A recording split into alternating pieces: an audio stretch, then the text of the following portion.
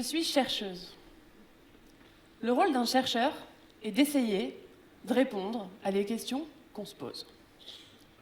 J'ai bien dit essayer, puisque vous verrez qu'on est rarement simple et direct dans nos réponses.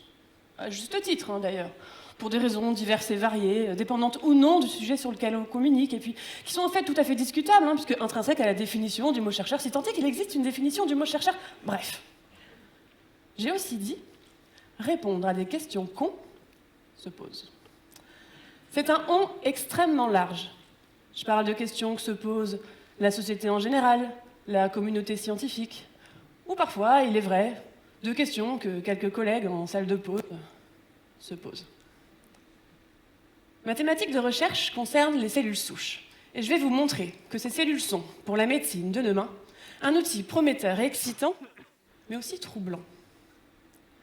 Je ne me place pas en tant que porte-parole d'un groupe scientifique sur le sujet, mais vais plutôt vous donner mon sentiment.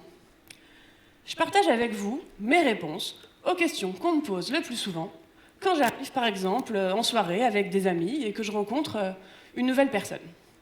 Disons que ce soir, je rencontre Hervé. Hervé, au hasard. Je vais passer très rapidement les 2 premières questions. Et toi, tu fais quoi dans la vie? Je suis chercheuse. Ah cool, chercheuse, et alors? Tu trouves? Question extrêmement pertinente, à laquelle, après différentes tentatives de type essai-erreur, mes collaborateurs et moi avons convenu d'une réponse type. Non, je ne vais pas tuer le métier. Sur ce, la soirée avance, la discussion aussi, et Hervé me demande: tu travailles avec des cellules souches? Cool, c'est les cellules qu'on peut prendre par exemple dans la moelle osseuse et puis transplanter? Pouce. Minute Hervé. L'instant scientifique qui va suivre est incontournable pour comprendre la suite de notre discussion. Qu'est-ce qu'une cellule souche? Une cellule souche est une cellule qui a 2 caractéristiques: capacité d'auto-renouvellement et capacité de différenciation, c'est-à-dire de devenir un autre type de cellule. J'adore cette image. C'est le Waddington Landscape. Vous voyez ici une colline et une bille placée tout en haut de la colline. La bille ne peut que rouler, entraînée par la gravité. En descendant, elle peut passer par la droite, par la gauche, selon ce qu'elle rencontre. Et passer d'une bille qui a toutes les possibilités à une bille qui a un nombre de possibilités restreintes, un peu plus bas. Voire continuer à descendre et atteindre un stade plus final de son chemin, où elle n'ira pas plus loin. La bille est une cellule souche. En descendant, elle se transforme. Elle limite ses capacités de différenciation. C'est donc la différenciation. Tout en bas, vous avez des cellules qui sont déjà bien spécialisées dans une fonction. Par exemple, une cellule de la peau, une cellule du rein, du foie. Au milieu, vous avez des cellules qui peuvent encore devenir quelques autres types de cellules qui gardent une caractéristique souche.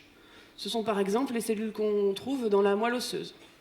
Et tout en haut, vous avez des cellules qui peuvent devenir presque tous les types cellulaires. Ce sont les cellules souches pluripotentes, mes préférées. On peut obtenir des cellules souches pluripotentes en travaillant à partir d'embryons humains issus d'IVG. L'inconvénient est la nécessité du recours à un embryon humain. Mais ça, c'était avant 2007. L'équipe du japonais Shinya Yamanaka a montré qu'il était possible de partir de cellules complètement différenciées et de les dédifférencier, de les rajeunir en fait, de les faire remonter la colline. Il a nommé ces cellules IPS, pour Induced Pluripotent Stem Cells, cellules en effet induites à la pluripotence. Ce processus, c'est la reprogrammation cellulaire, faire remonter cette colline. Pourtant, c'est une sacrée descente, j'aimerais pas la monter à vélo. Cette blague avait marché avec Hervé. Alors, il faut pousser, tracter, il faut des progrès techniques considérables, mais c'est possible. Shinya Yamanaka a depuis reçu le prix Nobel de physiologie et médecine en 2012 pour ses travaux. C'est dire l'engouement général de la communauté scientifique. Voilà, les bases de la discussion sont posées. Je travaille avec des cellules souches, notamment des IPS humaines. Quand j'en arrive là, dans la conversation, alors que je m'attendais plutôt à saouler un peu Hervé avec mes cellules louches, il continue. Et il me demande, sûrement un poil hypocondriaque, mais est-ce qu'on peut soigner des maladies avec tes cellules? La réponse est: les cellules souches ne sont pas des cellules miracles. Mais certaines cellules souches sont déjà utilisées en clinique. C'est le cas par exemple des cellules qu'on trouve dans la moelle osseuse. Elles peuvent devenir l'ensemble des cellules qui composent notre sang: plaquettes, globules rouges, globules blancs. On les utilise en thérapie cellulaire notamment pour soigner des leucémies, ça fonctionne très bien et ça a nettement amélioré le pronostic des patients. En parallèle, il y a d'autres types de cellules souches pour lesquelles on a des espoirs, mais moins de vraies preuves de l'efficacité. Ça n'empêche pas l'existence de cliniques privées, pas forcément approuvées par les instances réglementaires, qui proposent de la thérapie cellulaire à partir de ces cellules. En effet, dans certains pays que je ne citerai pas, les gens payent des milliers de dollars pour des protocoles dont on n'a parfois pas montré l'efficacité. Du pur charlatanisme parfois. Les deux types de cellules dont je viens de vous parler ne sont pas des cellules souches pluripotentes. Elles ont déjà bien entamé leur descente de la colline. Concernant les cellules souches pluripotentes, le potentiel est illimité. Je vous donne un exemple. Imaginons un patient avec une maladie du foie. Son tissu hépatique se détériore et ne peut plus assurer sa fonction. Il est possible de lui prendre un bout de peau, de l'amener au laboratoire, d'en isoler des cellules.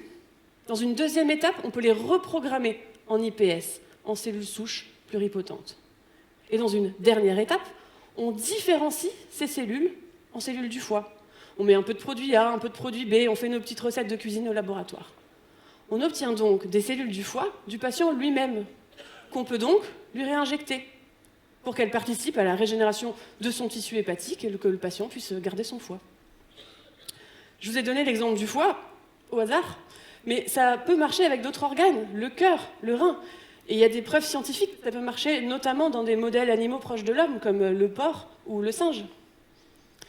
Reste à bien comprendre les effets positifs, mais aussi délétères de ces approches. Les effets biologiques et cliniques sur la santé des patients, mais aussi les effets sociétaux et éthiques. En effet, ces techniques restant très coûteuses à l'heure actuelle, il est crucial de veiller à ne pas créer ou favoriser de médecine à deux vitesses.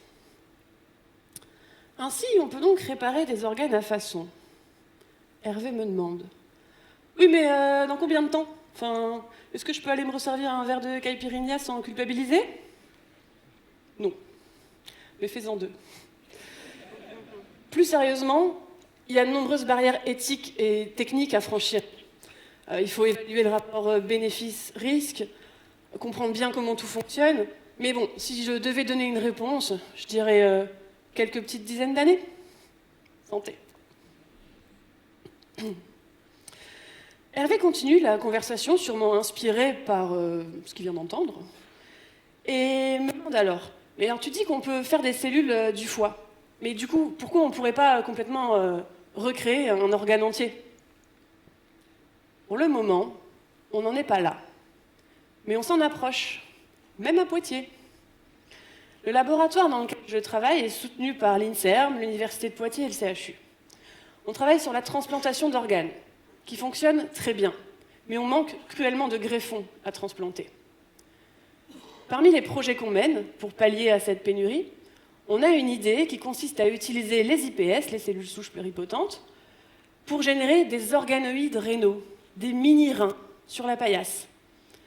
Alors, j'ai longtemps utilisé le terme mini-rein, mais je pense à tort, parce que ça donne une image un peu trop frankensteinienne de ce qu'on fait. Je préfère le terme organoïde, qui ressemble à un organe. Vint alors parfois dans la conversation une dernière question, enfin, remarque plutôt. Tu parles de cellules souches, j'ai entendu parler de clonage, et même d'humains génétiquement modifiés. Enfin, il doit y avoir une part d'intox, on ne peut pas vraiment cloner l'humain et faire des bébés génétiquement modifiés. Bah si, on peut. On dispose de l'ensemble des technologies pour le faire. Clonage, reprogrammation, transfert nucléaire. Allons plus loin. Avez-vous entendu parler des CRISPR-Cas9? Ce sont des ciseaux moléculaires qu'on développe pour couper, puis supprimer ou rétablir l'expression d'un gène qu'on choisit dans le génome humain. Darwin, si tu m'entends. Cette technique, Elle fonctionne sur des embryons humains et sont nés en Chine l'année dernière 2 bébés génétiquement modifiés. Quelle horreur, vous allez me dire. Certes.